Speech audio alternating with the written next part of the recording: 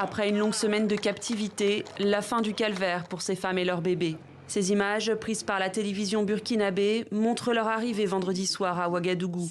La chaîne évoque une opération de l'armée, mais les circonstances de leur libération restent floues.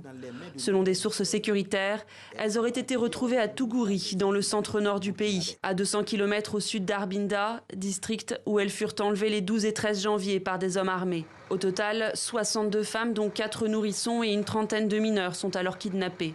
Certaines ont réussi à s'enfuir. Nous les avons aperçus au pied de la colline. De là, ils nous ont emmenés à Sirk puis à Dala. Nous avons passé toute la journée à marcher. Ensuite, nous avons discuté entre nous et on s'est dit que celles qui veulent essayer de s'échapper doivent essayer. Vers 19 h, j'ai réussi à m'enfuir avec ma fille. Les autres n'ont pas pu car elles avaient trop peur. La plupart étaient plus jeunes que ma fille. Je me suis dit qu'il fallait tenter le coup.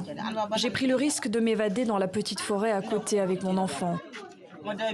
Je suis rentrée à la maison vers 22 h. En m'échappant, je suis tombée. J'ai marché sur des épines et des rochers. C'est comme ça que je me suis blessé le pied.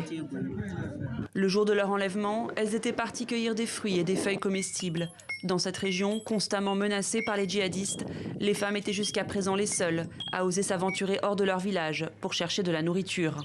Que ce soit les populations et aussi les autorités du pays, c'est de trouver les moyens pour pouvoir apporter de quoi survivre, donc les vivres à ces femmes pour qu'elles puissent rester sur place. Et quand on sait toutes les informations qu'on avait eues auparavant par rapport à tout ce que les femmes ont subi ou subissent lorsqu'elles sont enlevées par les terroristes, donc on était beaucoup inquiets.